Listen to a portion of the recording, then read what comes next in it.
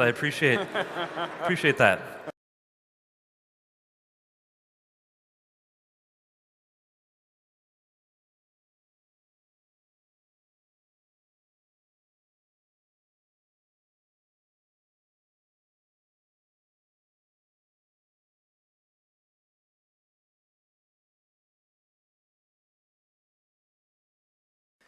And people might say, where? Where did we start seeing the Trinity in the Old Testament?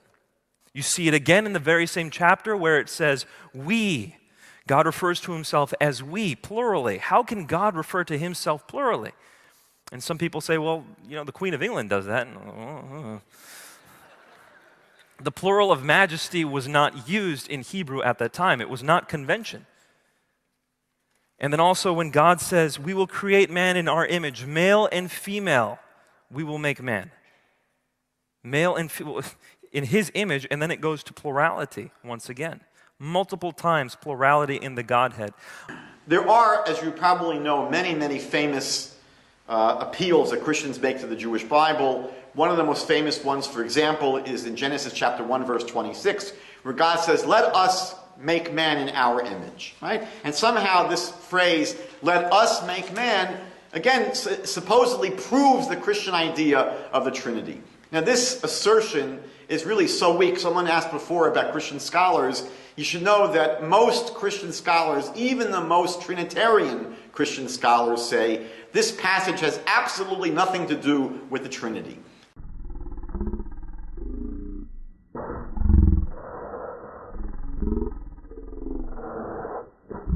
You should know that most Christian scholars, even the most Trinitarian Christian scholars, say this passage has absolutely nothing to do with the Trinity. You should know that most Christian scholars, even the most Trinitarian Christian scholars, say this passage has absolutely nothing to do with the Trinity. They will either say that this passage where God says, let us make man in our image, they refer to it either as God addressing the celestial beings in heaven. So in the creation of man, God addresses the angels, the heavenly court, and God speaks to the angels and says, let us create man. The rabbis say that what God is doing basically is teaching an ethical lesson that when we do something, we should consult with our subordinates. Or, and this is not just a Jewish assertion, many Christian commentaries, the most conservative evangelical ones, say that's what's going on here, that God is addressing the angels. Other Christian commentaries, as well as Jewish commentaries, say this is what's referred to as the plural of majesty.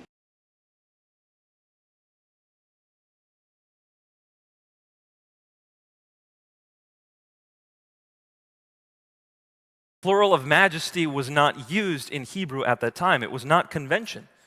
That we see examples in the Bible where a king will speak in the plural. In Daniel, there's a passage where the king says, what shall we do? Right? He didn't become all of a sudden a person with split personalities. But it's common, editorial writers will speak in the we, it's called the editorial we, and royalty will speak, what will we do? So in the Bible, God says, let us create man. Those are the two most popular theories in terms of explaining why the Bible would say, let us create man. And what we find is there's one verse that's used often by evangelical missionaries to prove again that there's a plurality within God. Genesis 1:26, and God said, let us make man in our image after our likeness. This is a well-known verse, and Christians will say, aha, here you have an open proof, a clear example where there's a plurality within the Godhead. There is not one God alone, just God the Father who you Jews pray to, but there's many, there's more than one. That's why it says, Na'aseh Adam, let us make man in our image. Now, one of the reasons why I usually don't cover this is because this argument is so erroneous. It lacks so much foundation. It says so much about the person who is bringing it up.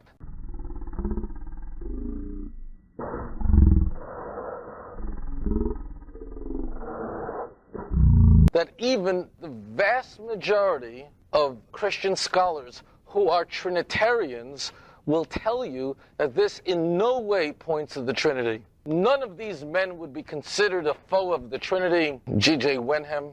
Christians have traditionally seen Genesis 1:26 as enumerating. And by the way, I always feel that anyone who uses such a fancy word like that has to be right, which means foreshadowing the Trinity. It is now universally admitted that this was not what the plural meant to the original author. If you take out an NIV study Bible, these are not Unitarians here. If you look under the commentary of Genesis 1:26, where it says us, our, God speaks as the Creator King, announcing his crowning work to the members of his heavenly court. The Ryrie Study Bible, oh boy, I mean, the person who put that together comes from Dallas Theological Seminary. We're dealing with a very conservative Christian here. We're not dealing with liberals here. The Plurals of Majesty. The Liberty Annotated Study Bible. Did you ever hear of Jerry Falwell? Oh boy, right? He's certainly no foe of the Trinity. It explains that this is certainly most likely speaking of a majestic plurality. What do these men mean? Why are they saying this? I mean, they're all people that would have loved to use Genesis 1:26 as a proof of the Trinity. There would be no question that if they saw there was any way to use it, they would love to put their hands on it. Even they understand that they're going to have to forego Genesis 1:26.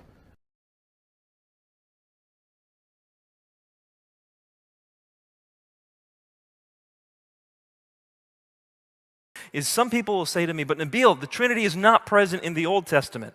This is something new that Christians came up with.